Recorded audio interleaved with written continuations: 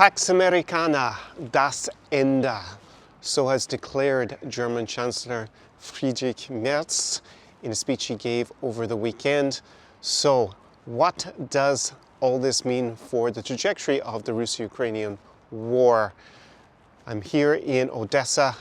The sunshine is quite bright. I'm in the shades, but that is the Odessa Opera House right behind me. I'm here in the ground, and welcome to Geopolitics with Connor Klein. Geopolitics from Ukraine. So the Article 5 security guarantee by the US to its European allies is enshrined in the NATO treaty. It has been the bulwark of European security with respect to aggression from Moscow during the Cold War, and up until this Trump 47 administration, a bulwark against Russian aggression in the Baltics, in Poland, and other parts of the NATO alliance in Europe. However, Friedrich Merz basically accepted that that security guarantee is not there at the moment, and that Europe really needs to take care of its own security. It cannot depend on Uncle Sam to come and protect countries like the three Baltic states, the frontline cities, or some of the new NATO members like Finland and Sweden who have joined since the 2022 Russian aggression in Ukraine, the invasion here, the second one, first one being in 2014. And this is a landmark speech, in my opinion, because in the last, 10 months, well, I should say 11 months already of this Trump 47 administration, there has been some wishful thinking in a lot of Europe that they can manage the Trump administration and basically wait it out until there is a new US president, a more favorable administration to Europe and to Ukraine potentially. That is a long way away because Donald Trump will be in power presumably, or this administration runs for another 3 years. However, I think with the national security strategy that was published by Trump, I reviewed it here on the channel, it was about maybe 2 weeks ago, where it laid out in not great prose, but made it very clear that Europe bad, Russia not so bad. That was earth-shattering. It really set it out and made it clear as a public statement that the current administration does not see Europe really as an ally. It seems to see Russia, maybe not quite as an ally, but a more amenable partner to their goals than the European Union and the leaders, the current governments of most countries in Western Europe, it seems. That includes Friedrich Merz himself. So that wake-up call has really solidified things. And in that speech, Merz talked about Europe really having to spend more on its defense. That is obviously a real big change for Germany. Since World War II, Germans have been reticent to actually arm themselves and take the lead on security in Europe because of what happened in World War II and obviously the traumatic effects that had on the continent with Nazi Germany trying to take over basically and killing millions of people. And that is going to see a big watershed in the attitude. With respect to the Russo-Ukrainian war, Merz reiterated that he doesn't believe that Vladimir Putin will stop in Ukraine if he is not stopped here. Basically, he would continue and attack other countries in Europe, presumably within the NATO alliance, and that would, of course, bring into question what exactly Article 5 means. Article 5 has never been tested in Europe. The only time it was ever invoked was by the US after 9/11. And kind of ironically now, it doesn't seem like the Trump administration, from what they've said in the last 11 months and what was written in the national security strategy, are really that interested in doing very much. In particular, the key component of putting American boots on the ground to defend Europe. That doesn't seem to be realistic, doesn't seem to be the intention of the current administration. So that is what Friedrich Merz, in my opinion, rightly predicts, is that if Vladimir Putin is not stopped here, or, because I made a video that was quite reasonably popular a few months ago for this channel, on when Russia will attack one of the three Baltic states, so Latvia, Lithuania, and Estonia, that this is what we can expect if there is a pause in the fighting in Ukraine. So the current strategy in the White House has been first to get a ceasefire. That failed. Vladimir Putin isn't interested. He said he wants a final agreement, which is basically a capitulation agreement. Vladimir Putin wants an immediate capitulation of Ukraine, so then he can just have his victory parade in Kyiv here, and then presumably go on to trying to expand the borders of the Russian Federation even further, or at least their political control into other countries. And if there is some sort of agreement, then what is Vladimir Putin going to do with all the troops he has, the battle-hardened soldiers he has here in Ukraine? I don't think he is naive enough to let them come back to Russia, where they may become a political problem for him. Remember, when analyzing Vladimir Putin, his priority is to stay in power. That is priority number one. He's a ruthless psychopathic dictator who's been in power for over 25 years.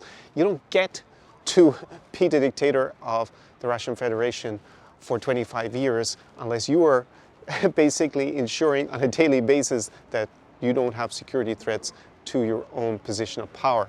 So that is number one. And soldiers, hundreds of thousands of equally, many of them psychopathic, traumatized men who are extremely violent and used to seeing huge amounts of death on a daily occurrence.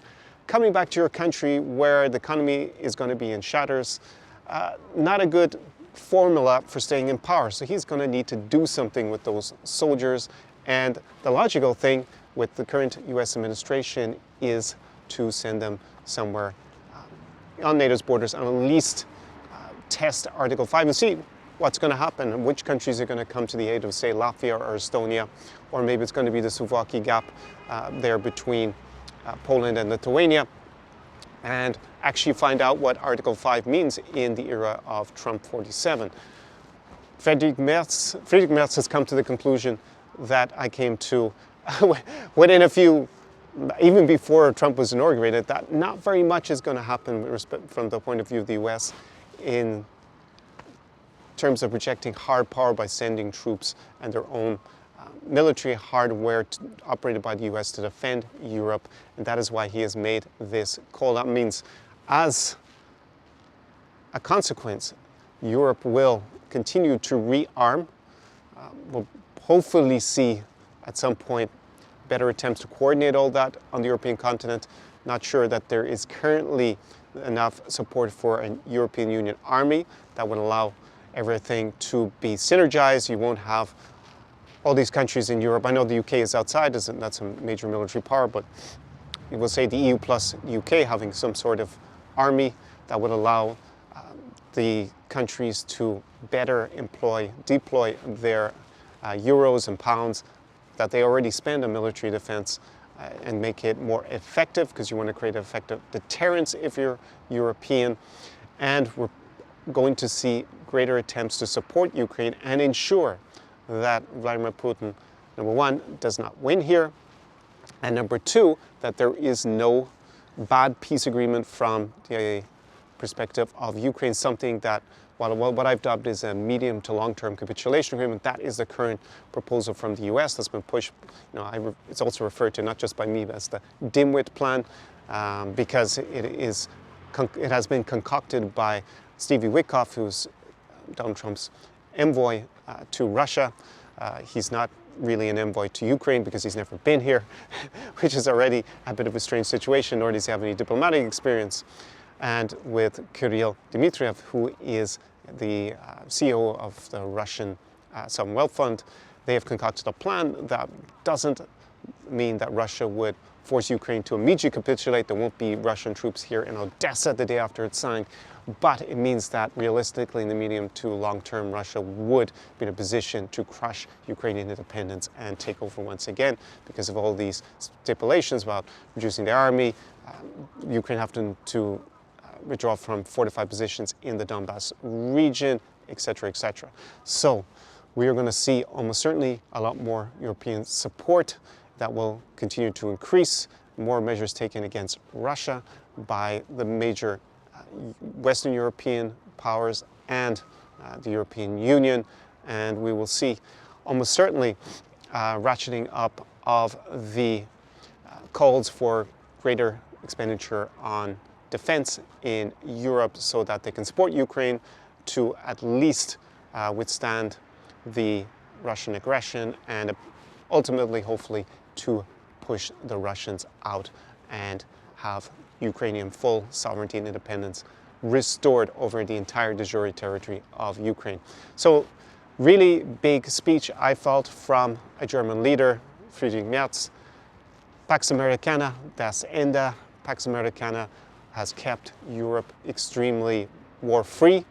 If we look at it in historical terms, with the Article 5 US security guarantee for Europe, that originated during the Cold War, the early parts of the Cold War, we didn't have a kinetic war between the Soviet Union and the NATO troops, although that was always a big fear, and nuclear annihilation, nor have we had direct fighting, kinetic fighting between NATO and the Russian Federation.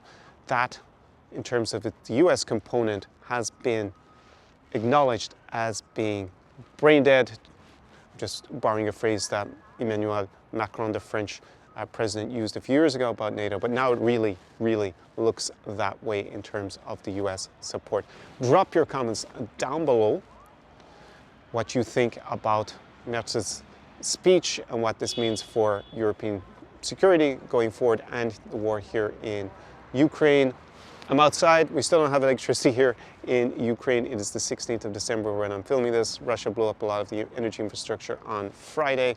Hopefully we get it back in the next 24 hours. I hear rumors that might be the case. And from my point of view, it's been obvious to me that the current administration is not likely to honor that Article 5 guarantee. And it is ironic, as a final closing statement, that within these proposals that Stevie Witkoff is communicating to the Ukrainian side, they talk about Article 5-like guarantees for Ukraine, some sort of limited timeline. If the German Chancellor doesn't believe that America is going to come and honor with boots on the ground Article 5 of NATO, a Article 5 NATO-like guarantee doesn't sound any better than the current security assurances that Ukraine has from the Budapest Memorandum in 1994, when they gave up their nuclear weapons, in which the US and Russia agreed to, security assurances was the term of art in that document, to protect and respect Ukrainian sovereignty. So, Slava Ukraini, Haram Slava. Odessa stands firm and resilient. It's great to be here. We got some nice sunshine, and I feel that reflects more of the optimism that I'm feeling looking at how Europe is now finally awakening from its slumber and is going to do more to help Ukraine and help European security and resist Russian aggression. Ciao, ciao from Odessa.